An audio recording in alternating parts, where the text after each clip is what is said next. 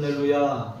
하나님의 존을 찾은 여러분들에게 하나님의 은혜와 평강이 함께 하시기를 주님의 이름으로 축복합니다. 오늘은 진전되는 복음이라고 하는 제목으로 하나님의 말씀을 전하겠습니다.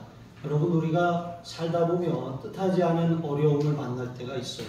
그런데 어려움을 만난 것보다 그 어려움이 왜 찾아왔는지, 그 어려움의 의미가 무엇인지, 그 어려움의 속내와 본질이 무엇인지 그것을 알지 못하면 답답합니다. 앞이 깜깜한 것이죠. 그러나 우리에게 찾아온 어려움에 그런 배후를 알고 영적인 해석이 되면 그것이 답답함이 아니라 또 하나님께서 우리에게 이것을 통해서 우리를 성장시키려고, 또 하나님의 놀라운 섭리를 이루시려고, 하나님이 또 계획하신 일들을 하나님의 방법으로 이루시려고 이와 같은 일을 행하시는구나 라고 깨달을 수가 있게 되는 거예요. 그래서 믿음의 눈으로 보면 어려움은 감추어진 보석입니다. 그러나 육신의 눈으로만 보면 어려움은 그냥 어려움일 뿐인 것이죠. 여러분, 오늘 말씀을 통해서 몇 가지 교훈을 살피며 은혜를 나누겠습니다. 첫 번째로 우리는 스스로 진전되는 복음의 능력을 믿어야 할 줄로 믿습니다. 바울은 미결수의 신분으로 이제 로마 감옥에 투옥된 그런 상태에 있어요. 그러니까 빌립보 교인들이 생각할 때 정말 이 사랑하고 존경하는 목회자가 그 감옥에 갇히게 된 거, 그 너무나도 안타까운 일이고 큰 시련이 찾아온 거예요. 그런데 더 큰 문제가 있었어요. 바울이 갇힌 것, 그것으로 말미암아 마치 복음이 패배하고 복음이 갇히고 복음이 더 이상 이제 진전되지 못하는 그런 상황, 이제 그런 문제가 발생한 것과 같은 것이죠. 겉으로는 복음 전파에 큰 악재가 찾아온 것이고 큰 장애물이 만난 것입니다. 그런데도 바울은 도리어 자신이 메인 몸이 된 것이 도리어 복음에는 진전이 되었다고 말하는 것이죠. 그러니까 바울은 자신을 위하여서 염려하는 또 이 빌립보 교인들을 향해서, 또 자신의 갇힘으로 말미암아 낙심한 성도들을 향해서 믿음의 눈을 열어서 여러분, 하나님의 섭리를 보십시오. 지금 제가 당한 이 일은 겉으로 보면 복음이 패배한 것 같습니다. 더 이상 복음이 이제 앞으로 나아갈 수 없는 그런 큰 장애물을 만난 것 같습니다. 그러나 영적인 눈을 두고 보면 이것은 장애물이 아니라 디딤돌입니다. 걸림돌이 아니라 디딤돌이 된 것입니다. 이렇게 말하는 거예요. 여러분, 진전이라고 하는 말의 뜻은 본래 군대가 이제 진군하기 위해서, 그 진군을 원활하게 하기 위해서 길을 닦는다는, 길을 개척한다는 그런 의미가 있는 것이죠. 그러니까 바울은 자신이 투옥된 그 일이 지금은 큰 위기와 장애물을 만난 것 같지만 오히려 복음 전파를 위한 새로운 진로를 개척하게 되었다는 거예요. 새로운 기회를 얻게 되었다고 이렇게 말하는 것입니다. 시편 105편 17절에 보시면 그 요셉의 형들이 그 요셉을 시기하여서 애굽에 팔아버렸어요. 종으로 팔아버렸습니다. 이거 생각하면 너무나도 믿음의 족장의 가문에 이 끔찍한 일이 벌어진 거예요. 그러니까 이러한 엄청난 일들을 생각하면 요셉의 형들 참으로 나쁜 사람들입니다. 그런데 여기 시편 105편 17절은 요셉이 형들의 손에 팔린 것이 아니라 하나님이 요셉을 앞서 보내셨습니다라고 말씀하시는 거예요. 그러니까 겉으로 보면은 요셉을 형들이 판 거예요. 그러나 그 배후에는 하나님이 그 요셉의 형들을 사용하셔서 하나님의 섭리를 이루시려고 하시는 그런 놀라운 계획이 그 안에 감추어져 있었다는 것이죠. 그러니까 겉으로 보이는 게 전부가 아니에요. 빙산의 일각이라고 하는 말이 있습니다. 겉으로 드러난 빙산의 그런 끝은 너무나도 미약해요. 그러나 그것 보고서 가까이 다가갔다가는 배가 자초할 수밖에 없는 거예요. 숨어있는 그 빙하가 엄청난 크기로 그 물속에 들어있기 때문인 것이죠. 그러므로 여러분, 우리는 나타난 현상보다 배후에 숨겨져 있는 영적인 본질을 볼 수 있는 눈이 열려야 돼요. 믿음의 눈을 열어서 하나님의 관점으로 보고 하나님이 주시는 지혜와 능력으로 그 문제를 해석하고 극복할 수 있어야 된다는 거예요. 그래서 앞이 깜깜하면 여러분 보려고 애쓰지 말고 눈을 감으세요. 그리고 하나님 앞에 부르짖어 기도하세요. 하나님, 앞이 보이지 않습니다. 한 걸음도 앞으로 나아갈 수 없습니다. 그러나 믿음의 눈을 열면 하나님의 놀라운 섭리가 보이는 줄로 믿습니다. 하나님, 그것을 볼 수 있는 눈을 열어 주시옵소서. 여러분, 이렇게 기도하시기 바랍니다. 내가 당한 고난이 너무나도 커서 아무런 소망도 없고 살아야 될 이유도 없고 나는 이제 내 인생 끝났다고 절망할 때가 있어요. 그러나 여러분, 믿음의 눈을 감고 뜨고 여러분 기도해 보세요. 하나님의 놀라운 섭리가 거기에 있어요. 더 큰 은혜와 복을 하나님이 준비하셨다는 사실을 기억하시기 바랍니다. 실제로 바울은 죄수의 몸이 되었어요.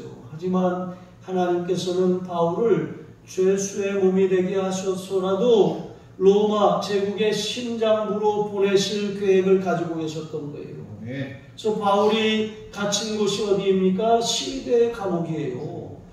이 로마의 황제 가이사를 옹이하는 그 시위대 감옥에 갇힌 거예요. 마치 요셉이 시위대장 보디발의 그런 이 집에 있다가 그 감옥에 갇힌 것과 같은 상황이 벌어진 거예요.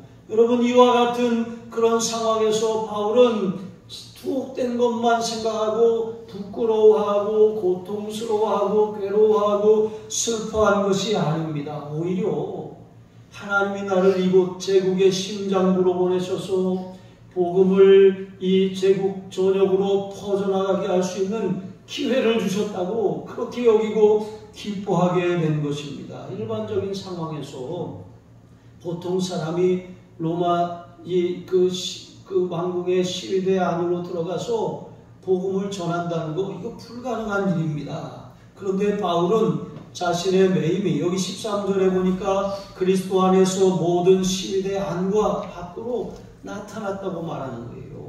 그러니까 바울이 왜 갇히게 되었는지 그것이 시위대 안과 밖으로 널리 알려지게 되었다는 것이죠. 바울은 그냥 갇혀 있었던 것이 아니라 만나는 사람들에게, 자기를 지키는 병사들에게 계속해서 자기가 갇힌 이유를 말한 것입니다. 복음 때문에 갇힌 거잖아요. 갇힌 이유를 말했다는 것은 그 기회를, 복음을 전할 기회로 삼았다는 것입니다. 자신이 개인적인 범죄로 말미암아 투옥된 것이 아니라 저는 복음 때문에 이 자리에 있는 것입니다. 저는 복음 때문에 그리스도로 말미암아 그리스도를 전파하기 위해서 이곳에 오게 된 것입니다. 그렇게 여러분, 바울은 잠시 시위대 감옥에 갇혀 있다가 대부분의 시간을 이제 한 2년여 동안 셋집을 얻어서 그렇게 가택연금 상태에서 비교적 자유롭게 생활할 수 있었어요. 그러니까 미결수기 때문에 재판을 받기 전까지 이제 보호를 받았던 것이죠. 그런데 항상 바울 곁에는 바울이 달아나면 안 되잖아요. 아무리 자유로워도. 그러니까 로마 그 시위대 병사가 지키고 있었어요. 바울과 그 병사와 이렇게 쇠사슬로 서로 손을 그렇게 묶어놓은 거예요. 그러니까 묶여 있으니까 여러분, 이보다 더 복음을 전할 수 있는 기회가 어디 있습니까? 그것도 병사들이 주야로 계속 교대를 해요. 계속 사람이 바뀝니다. 그러니까 묶여있는 병사에게 복음을 전하는 거예요. 내가 갇히게 된 이유가 이 복음 때문에 그런 것이다. 이 복음, 내가 전하는 이 복음을 한번 들어봐라 하면서 교대가 끝날 때까지 계속 말하는 거예요.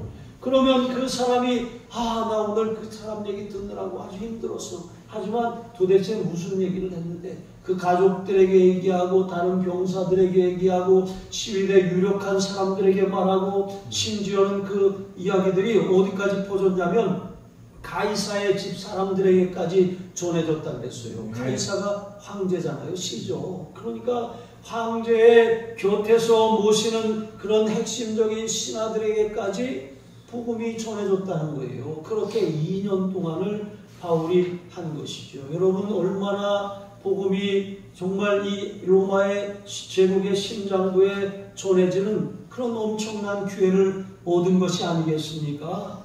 게다가 이러한 상황, 바울이 갇혔음에도 불구하고 부끄러워하거나 위축되지 않고 계속 복음을 전하고 그것이 시위대 안팎으로 알려진 것을 이제 로마의 그리스도인들이 듣게 되었어요. 그러니까 자기들도 용기를 내어서 복음을 전하게 되었다는 것이죠. 담력을 얻은 것이죠. 여러분, 중근동 지방에 이제 양치는 목동들에게는 항상 그 양들 가운데 한 마리를 인도 양이라고 양으로 그렇게 세웁니다. 인도 양. 뭐 인도에 있는 바다가 아니라 인도하는 양이라는 뜻이에요. 그러니까 그 인도 양은 하는 역할이 굉장히 이제 노련하고 민첩합니다. 그래서 목자의 음성을 잘 알아듣고 절대적으로 순종하는 양이에요. 특별히 목자가 아끼는 양이죠. 그런데 골짜기 깊은 곳으로 내려가려고 할 때 목자가 양들을 인도하려고 하면 절대로 안 가는 거예요. 위험한 것을 보고 가지 않으려고 하는 것이죠. 그런데 인도 양을 먼저 내보내면 다른 양떼가 쭉 그 인도 양을 따라서 내려가는 것이죠. 바울이 갇힘으로 말미암아 다 우리도 저렇게 되는 거 아니야 하면서 두려워 떨었는데 바울이 오히려 갇힌 상황에서 시위대 안과 밖으로 복음을 전하는 것을 보니까 담력을 얻게 된 거예요. 여러분, 이것이 복음의 능력입니다. 복음은 우리가 부끄러워할 이유도 없고 복음 때문에 우리가 당할 어떤 어려움이나 손해나 희생이나 핍박을 염려할 필요도 없어요. 복음은 믿는 사람들에게 구원을 주시는 하나님의 능력이기 때문에 입을 열어서 말하기만 하면 되는 거예요. 여러분, 밖에 이 문 열고 나가면 물티슈가 있어요. 교회 이 이름과 하나님의 말씀이 적혀 있어요. 이게 전도지입니다. 그냥 하나씩 가지고 가세요. 매주 하나씩 가지고 가세요. 그냥 가지고 가셔서 그냥 여러분이 쓰셔도 되고 또 그것을 소중한 사람들에게 주세요. 저 물티슈 그냥 물티슈 아닙니다. 저건 친환경 물티슈예요. 썩는 물티슈거든요. 그러니까 저 물티슈 아이들의 미래를 그렇게 주는 그런 좋은 물티슈예요. 우리는 복음이 좋은 소식이고 좋은 것이잖아요. 좋은 소식을 좋은 상품에 담아서 전해주자는 거예요. 그냥 아무 말 하지 않아도 돼요. 하나씩 예배 끝날 때마다 가지고 나가셔서 그냥 소중한 사람들, 만나는 사람들에게 그냥 주세요. 아무 말 하지 않아도 됩니다. 거기 말씀이 써 있어요. 2개 가져가서 여러분 하나 쓰시고 하나 주셔도 괜찮습니다. 저 밑에 박스로 제가 또 많이 주문해놔서 갖다 놨어요. 그렇게 복음을 전하면 복음 자체가 능력이기 때문에 여러분 복음이 진전되는 거예요. 우리가 뭐 어떻게 해서 되는 것이 아니라 그냥 우리는 순종하면 되는 것입니다. 두 번째로, 그런데 이 복음이라고 하는 것은 반드시 사랑의 그릇에 담겨야 합니다. 바울의 영향을 받은 이제 로마의 그리스도인들이 바울처럼 그래? 우리도 해보자 하면서 복음을 막 전하기 시작합니다. 그런데 여기 복음을 전하는 사람들이 두 부류로 이렇게 나뉘는 거예요. 어떤 사람들은 바울을 이제 시기하여서 투기와 분쟁으로 복음을 전하는 사람들이 생겼고, 어떤 사람들은 착한 마음으로 복음을 전하는 거예요. 이게 무슨 말이냐면, 바울 어디서 굴러먹다가 온 돌인지 모르는 게 와가지고 저게 죄수의 몸이 되어서 갇힌 신세가 돼가지고 무슨 그리스도를 전한다고 하는데, 가만히 보니까 그 말을 듣는 사람들이 점점 많아지고 그 영향력이 커지는 거예요. 그러니까 어떤 사람들은 배가 아픈 거예요. 그러면서 바울을 시기하는 마음에 투기와 분쟁으로 복음을 전하는 것입니다. 여기 분쟁이라고 하는 말의 어원은 이런 뜻이에요. 임금 때문에 일하는 사람.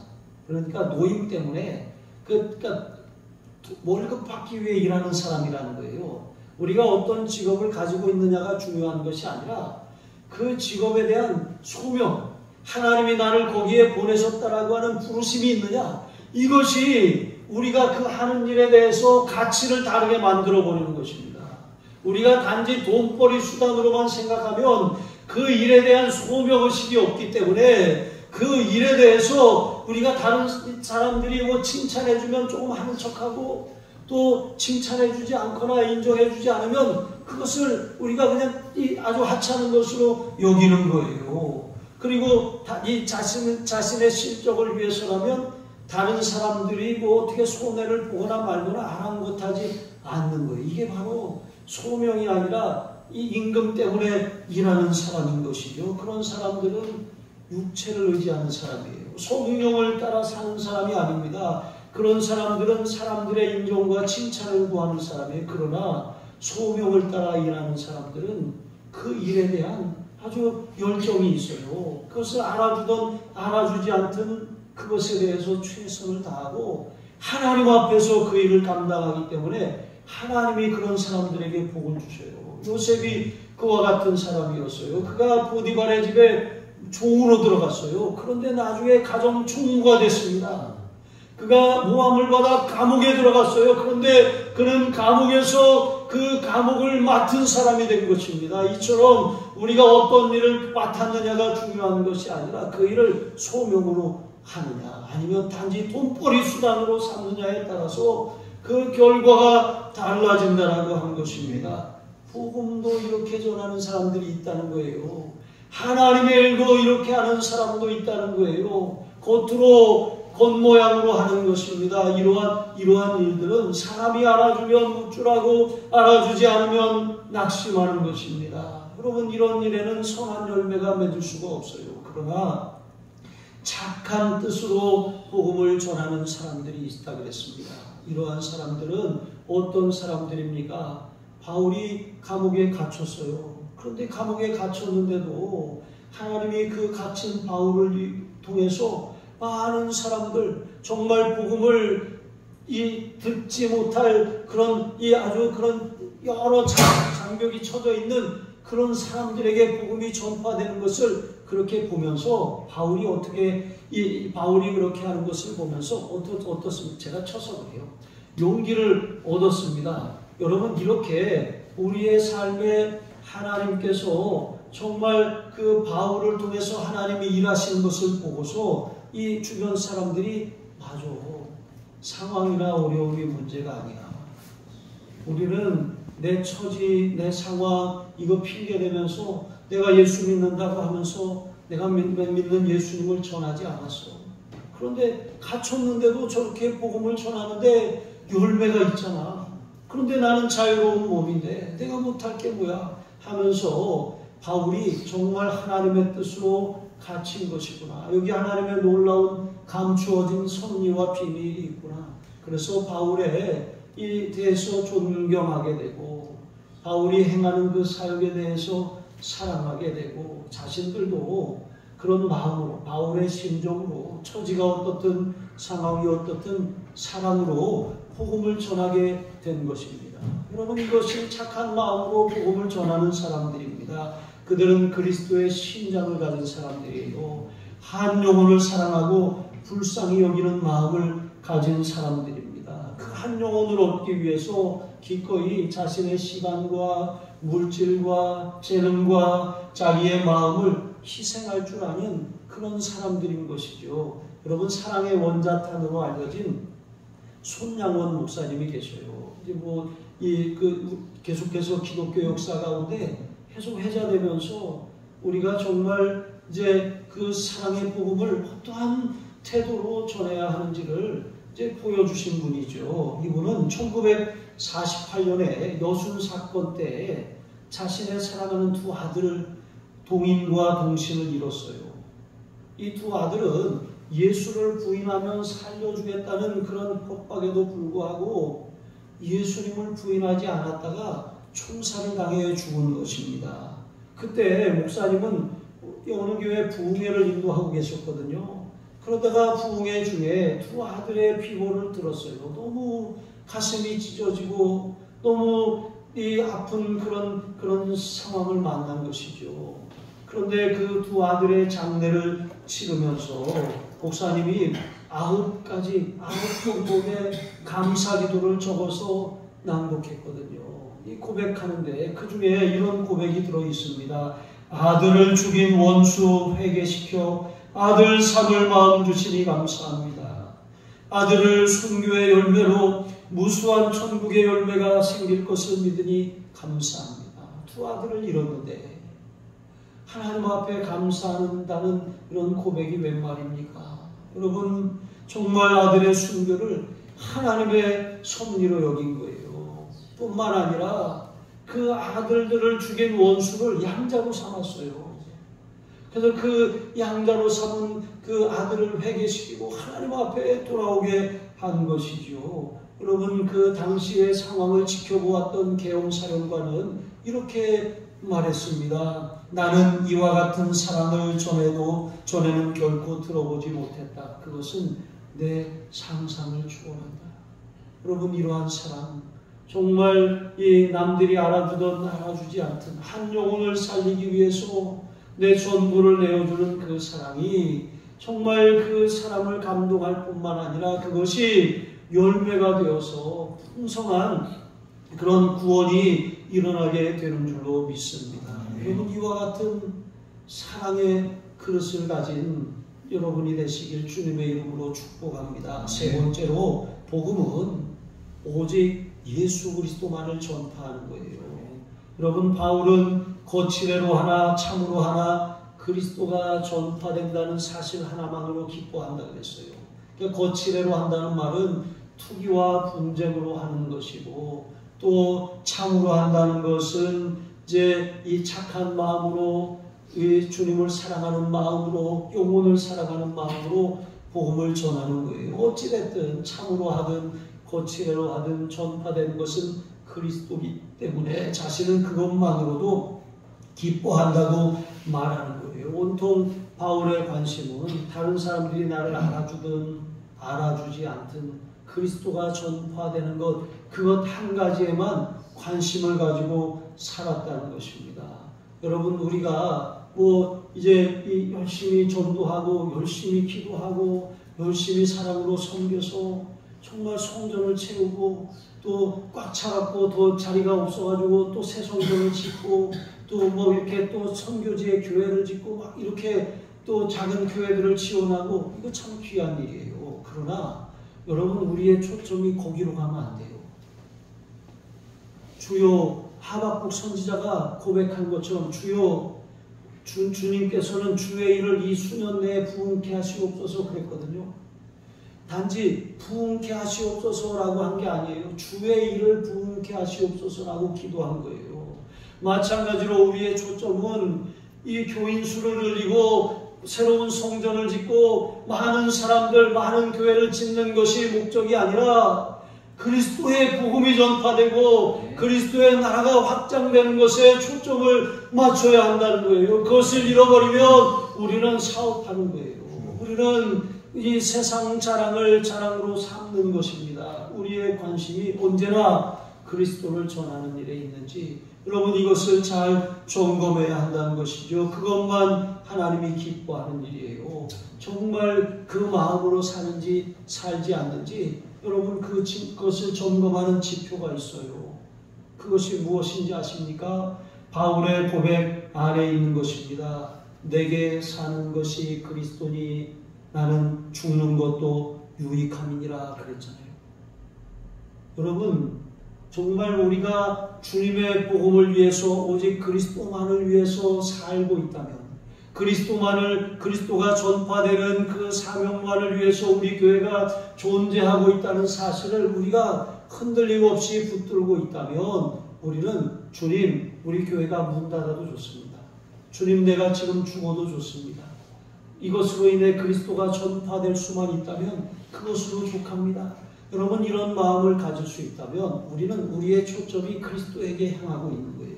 그런데 만약에 그렇지 않고 단지 우리 교회가 잘 돼야 됩니다. 우리 교회가 큰 성전을 가져야 됩니다. 더 많은 사람들을 모아야 됩니다. 여기에 초점이 가 있다면 우리는 사실 이 세상에 대해서 미련을 갖고 살아가는 사람들이에요. 주님의 이름으로 주님의 일을 한다고 하면서 사실은 우리의 명예와 우리의 욕심과 우리의 영광을 위해서 살아가는 사람들이 되었다라고 하는 것이죠. 여러분, 우리는 그것을 항상 주의해야 하는 것입니다. 그래서 바울은 자신이 갇힌 것이 오히려 유익하고, 또 자신이 갇힌 것이 왜 유익하냐면 그로 말미암아 빌립보 교인들이 자신을 위해서 더 중보하게 되었다는 사실 때문에 기뻐한다는 거예요. 그리고 자신을 위해 더 중보하니까 그리스도 예수의 성령께서 도우셔서 자신을 또한 구원하게 하실 것을 확신하니 또 기뻐할 수밖에 없다는 거예요. 여기서 말하는 구원은 석방을 의미하는 것이죠. 바울은 자신의 갇힘 때문에 빌립보 교회가 더 기도하고 또 자신도 더 힘을 내서 로마의 심장부의 복음을 전하게 되고, 또 하나님이 이것을 기뻐하셔서 그리스도 예수의 성령으로 말미암아 자신을 그 감옥에서 석방하게 하실 것을 확신하기 때문에 기뻐한다는 거예요. 여러분, 실제로 이러한 확신을 따라 바울은 석방되었어요. 물론 이 1차 그 석방 이후에 다시 바울이 또 2차 투옥이 되었지만 1차 석방된 다음에 그는 서가나에 가서 복음을 전했다는 그런 이 교회사의 기록이 있어요. 그러니까 땅끝 복음화를 이루고 사명을 완수하고 다시 투옥된 다음에 순교한 것입니다. 여러분, 이렇게 사명이 끝나면 우리의 생명도 다하는 것이죠. 바울은 자신의 삶을 온통 그리스도를 위해서 쏟아붓고 그리고 하나님 앞에 간 것입니다. 여러분, 우리도 마찬가지입니다. 정말 우리가 초점을 잃지 않기를 바랍니다. 우리가 단지 부흥을 위해서 우리 교회가 잘 되고 내 가정이 잘 되고 단지 우리의 사업이 잘 되는 그런 초점이 아니라 우리가 그리스도의 나라가 확장되고 그리스도의 복음이 우리 교회와 또 우리 가정과 우리의 사업과 삶을 통해서 효과적으로 거침없이 담대하게 전파될 수 있도록 우리가 그리스도만을 위해서 산다면 망해도 좋습니다. 그리스도만을 위해서 그리스도가 전파된다면 죽어도 좋습니다. 이러한 심정으로 나 자신을 하나님 앞에 제물로 부어드립니다. 이런 마음으로 우리가 헌신하고 희생할 때 여러분, 그 헌신, 그 열정, 그 한 사람으로 말미암아 교회가 부흥하는 거예요. 주님의 일이 부흥하는 거예요. 주님의 나라가 확장되는 것입니다. 우리 교회가 다른 많은 교회들과 다르게 이런 결이 다른 교회가 되기 원합니다. 여러분의 신앙이 결이 다른 신앙이 되기를 원합니다. 단지 잘 되는 것이 아니라 나로 말미암아 나 하나의 희생으로 그리스도의 나라가 확장되고 그리스도의 복음이 전파되는 그런 위대한 비전을 품는 우리 하늘 가족들이 되시길 주님의 이름으로 축복합니다. 기도하시겠습니다. 하나님 아버지, 사도 바울처럼 모든 믿는 자에게 구원을 주시는 하나님의 능력의 복음에 내가 먼저 붙들리게 하여 주시옵소서. 그리스도께서 죄인된 우리를 위해 자신을 내어주신 그 사랑을 가지고 우리의 가정과 일터와 삶의 현장에 나아가 그리스도의 향기를 내게 하시옵소서. 그리스도의 사랑을 전하게 하여 주시옵소서. 그리스도의 그런 행실을 따라서 그렇게 빛으로 소금으로 나타나며 살게 하여 주시옵소서. 우리 주 예수 그리스도의 이름으로 감사하며 축복하며 기도합니다. 아멘.